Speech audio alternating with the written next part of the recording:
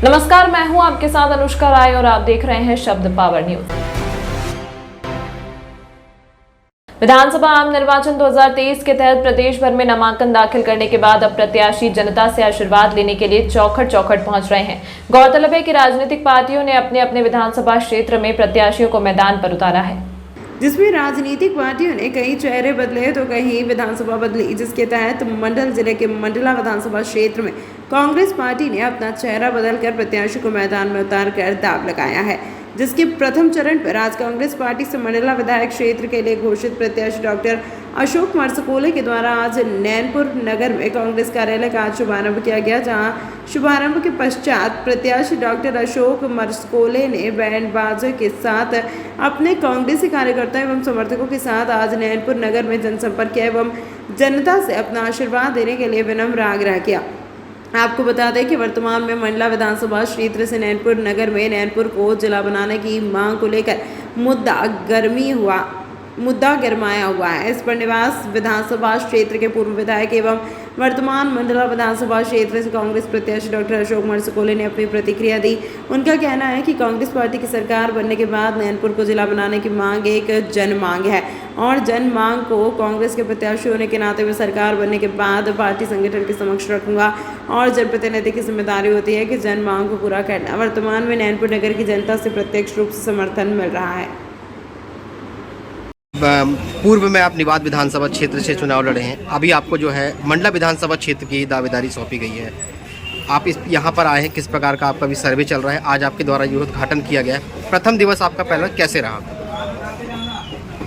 आज मैं यहाँ जयपुर में हूँ। मुझे पार्टी ने एक नई और बड़ी एक जिम्मेदारी दी है कि मंडला विधानसभा चूँकि कांग्रेस के पास नहीं था, तो एक लक्ष्य है कि हमारे मंडला जिले की तीनों विधानसभा जीतने का प्लान में है। कमलनाथ जी की सरकार बनाना है, पूर्ण बहुमत की सरकार बनानी है, तो हमारे लिए एक एक सीट का बड़ा महत्व है।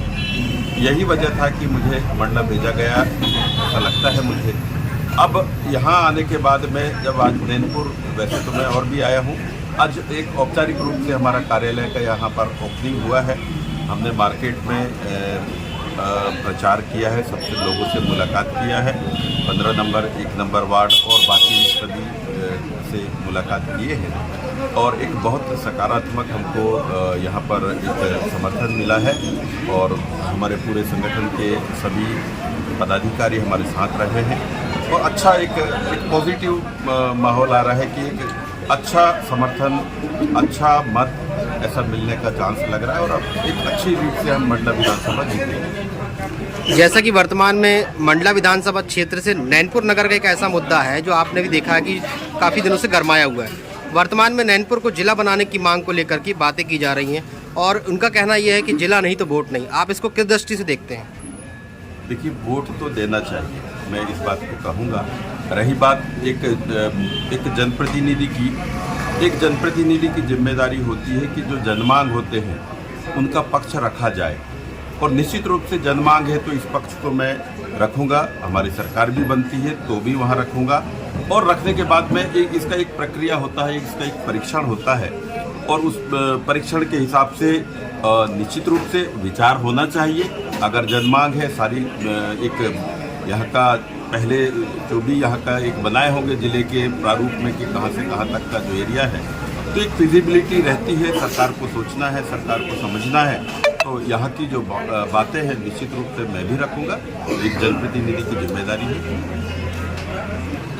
जैसा कि पूर्व सरकार ने और उनके विधायकों ने, राज्यसभा सांसदों ने यहाँ पर घोषणाएं की, केंद्रीय विद्यालय हो, चाहे वो ब्रॉडगेज को लेकर के हो या अन्य किसी प्रकार के जो विभागीय कार्य हैं उनके लिए, लेकिन आज तक सिर्फ घोषणाओं में ही तब्दील होता रहा, खासकर यहाँ का केंद्रीय विद्यालय। आप इसके लिए खास नैनपुर के लिए क्या प्रयास करेंगे? देखिए, पिछले सरकार की बात करें तो घोषणावीर की सरकार खुद मुख्यमंत्री 20-22 हज़ार घोषणाएं कर चुके हैं। बीजेपी के नेताओं के बारे में कहा जाता है जेब में नारियल लेके चलते हैं, किसी ने कुछ बोला और निकाला और फोड़ दिया, उसके बाद भूल जाते हैं। नैनपुर नैनपुर नगर की बात करें, आपने जो चाहे केंद्रीय विद्यालय की बात कर रहे हैं, चाहे आप ब्रॉडगेज की बात कर लें या अन्य विषयों की बात कर लें, इनसे अलग हटके भी मैं एक बात कहूँगा कि कभी भी बीजेपी के नेताओं को बहुत बड़ी बड़ी नेतागिरी करते हुए आपने देखा होगा, लेकिन जनता के हक की लड़ाई के लिए कभी वो मैदान में उतरे हैं क्या? नहीं उतरे हैं, न उतरेंगे, क्योंकि ये तो जिस चीज़ में इनका कमीशन रहता है उस चीज़ के लिए वो आगे आते हैं। तो ये हर बार की तरह है, ये इनके नेता ने भी यही करके पीछे किया है मंडला जिले को, और इनके प्रतिनिधियों ने भी मंडला जिले को पीछे किया है। मैं व्यक्तिगत रूप से मेरा काम करने का तरीका दूसरा है।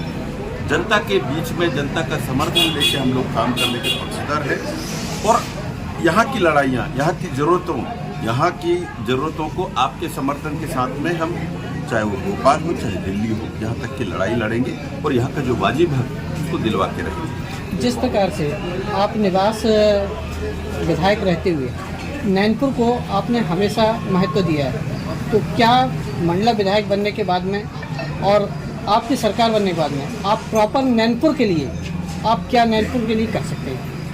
देखिए, आपने खुद कहा है कि नैनपुर पे ध्यान दिया है। देखिए, मैं इसी जिले का व्यक्ति हूँ और मेरी एक जिम्मेदारी है, मैं निवास का विधायक, लेकिन जब ज़रूरत रहती थी कि नैनपुर के हमारे संगठन के पदाधिकारियों ने या किसी भी लेवल पर अगर मुझे यहाँ आमंत्रित किया, किसी विषय पर मुझे संज्ञान में लिया है, चाहे वो रेलवे लाइन हो, चाहे अन्य कोई विषय हो, चाहे कोविड का समय हो, मैं आया हूँ और मैं खुद यहाँ का प्रतिनिधि रहूँगा।